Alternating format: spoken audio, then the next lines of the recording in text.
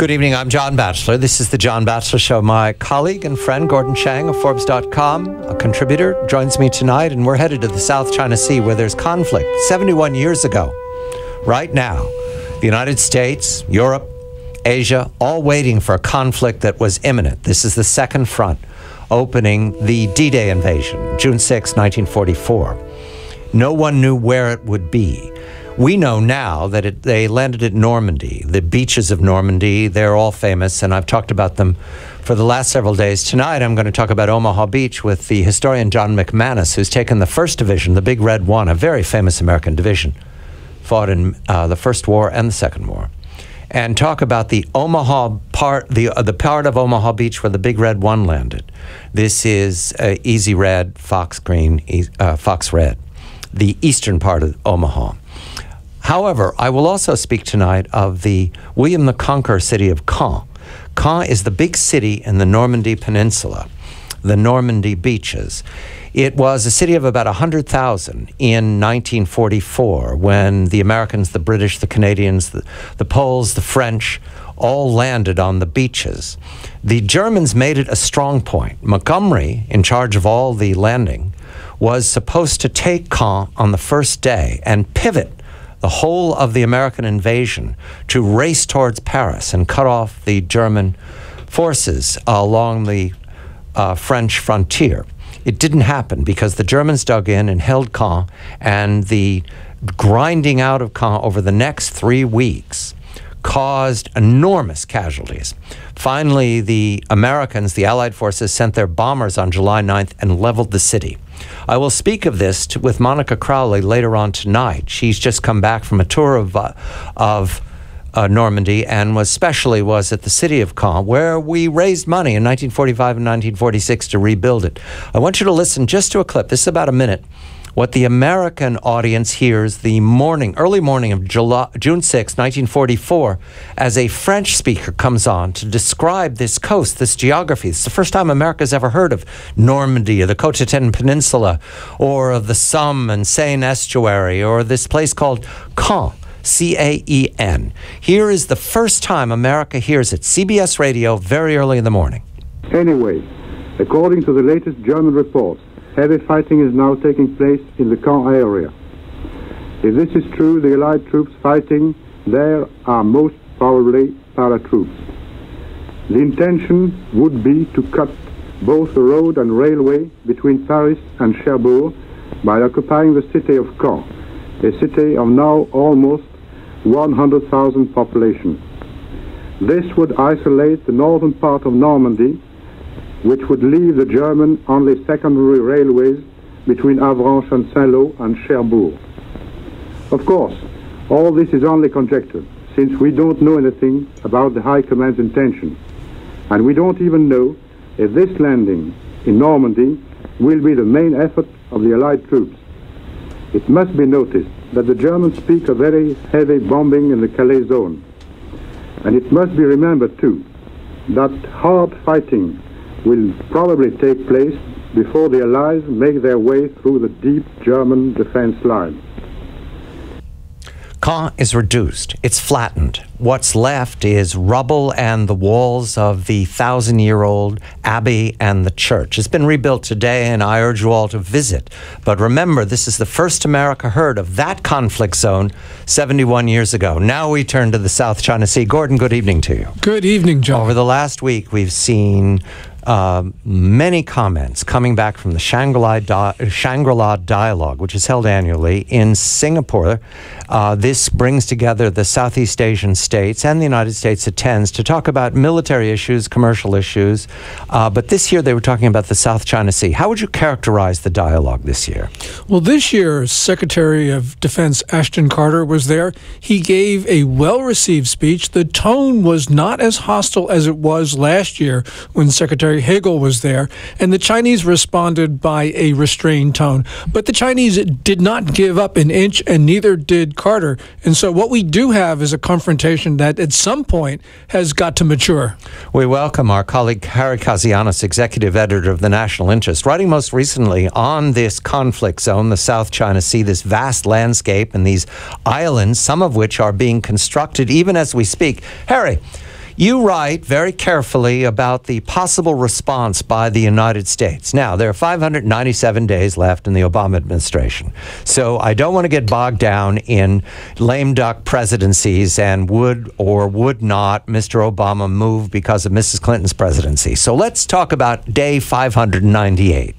Your opinion, Harry, what are the responses that are adequate to the Chinese aggression? Good evening to you. Good evening, gentlemen. Well, I think the United States does have some options. I think a lot of them are going to be very tough to sort of lay out.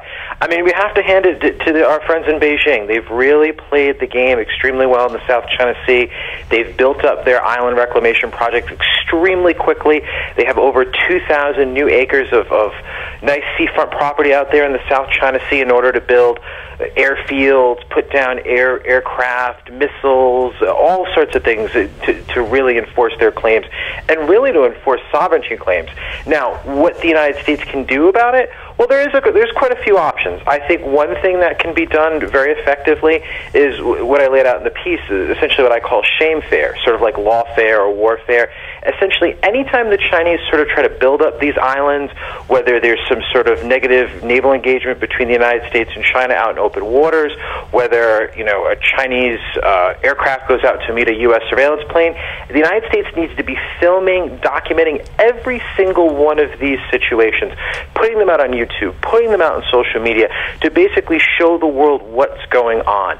I mean, I don't need to tell anybody here who's listening that really people are very visual, and when they can see these things and they can see them happening, it really puts a very different spin on the situation. I mean, I was very struck a couple months when this was on the front page of almost every daily in the country, all these different pictures on the South China Sea. And for people who were watching this, that are big Asia hands and China hands, we were all shocked because we were like, finally, somebody's really paying attention. So when you're able to put the pictures out there, I think that really is a big component of this. Another thing that the United States can really do, it can really try to lead a coalition of nations to tell the Chinese, look, this has to stop. This is not something that is really conducive to the international order in Asia that China, quite frankly, got very rich off and became powerful because of, and they're putting that in danger. So I think that's two quick things that they can try and do for sure. Harry, it seems to me that what China is doing is counterproductive because, first of all, even though they've got 2,000 acres, it's completely indefensible because it's so far away from China. And also what they have done by reclaiming all of this, killing all of this coral, apart from getting environmentalists upset, is what they have done is they've created a coalition against them. And that coalition, by the way, includes Vietnam, which is where Secretary Carter went after Singapore, and now includes India, where he's on a 3-day trip and essentially signing up all sorts of defense cooperation agreements with the United States. You've got the Philippines, you've got all these countries now are arrayed against China. This seems to me to be folly on the part of Beijing. I take your point, Gordon, but I'm going to be difficult on Harry here. Harry, Vietnam's also building up its claimed islands in the Spratlys, and Secretary Carter, when he visited Vietnam, which is not an ally of the United States, I think we all have some sharp history with Vietnam. But they are friends now. I understand, but it's okay, fine. It's not the same as the Philippines. Anyway, Secretary Carter said, stop your reclamation.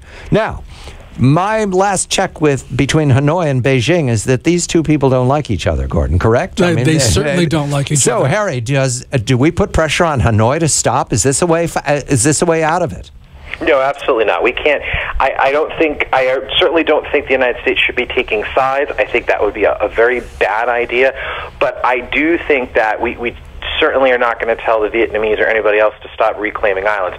We have to keep in mind, yes, the Vietnamese and other parties did this first. That's fair. We want to tell the history correct. However, the Chinese have put infinitely more resources into doing this and have way more capabilities to enforce those sovereignty claims. Now, I want to jump back to a second to Gordon's point about some of these different moves the Chinese have been making over the last couple of years. I think it's very clear the Chinese have made a very calculated decision that they are going to challenge the international order in Asia. I think that's clear going back to 2008. I think they made a calculated decision that the United States is economically declining. This is our time to sort of get the brass ring and become the most powerful and dominant hegemonic power in Asia. Fair, fine. However, that has to be at a cost. Beijing has become very rich and economically powerful because of the international order that the United States brought them into. Keep in mind, the United States helped bring them into the World Trade Organization. The United States and China have a $550 billion plus trade relationship. That has made China very rich. The only way that we are going to be able to really affect change in Beijing's calculus is they have to pay a cost for the things they're doing. There's a lot of ways to do that. But will this administration do those things? For example, will the United States be willing to say all of these different moves in Asia you're making, they may have an economic cost. The United States might have to start changing its economic thinking. I think that's a lot of the reasons why the Trans-Pacific Partnership is out there. So in order to really affect change in China's calculus, we have to also change our mindset. I don't know if this administration is willing to go that far. But Harry, don't you think that if there is another incident, for instance, like an American reconnaissance plane downed, as almost occurred in 2001, we could see opinions change overnight. As a matter of fact, we have seen a real change of opinion, not only in Honolulu at Pacific Command, but also in Washington itself. And especially, you look at what we're saying about Taiwan these days, it really sounds like there has been a strategic thinking shift. Harry, Mark Twain reminds us that only our trusty friend the dog doesn't bite the hand that feeds it. China's not going to be grateful for our help, Harry. No, I mean, I agree. I think China is very realist, very realpolitik. I really do get the sense that, they have made the calculated decision to sort of go their own way. I mean, you look at the Asia Infrastructure and Investment Bank, they're slowly creating their own sort of economic system with a lot of other countries. So to Gordon's point, yes, I would agree, Gordon. I think there is a mindset that is beginning to change ever so slightly. But it always seems when there's a big focus on Asia, whether it's the pivot or other initiatives this administration has tried to do, it always seems like fate intervenes, whether there's a terrible crisis in Ukraine or the Islamic State, always that's something that takes the focus off of Asia. Harry Kazianis is executive editor of The National Interest. He's a senior fellow for defense policy at the Center for National Interest. Gordon Chang of Forbes.com contributor. I'm John Batchelor.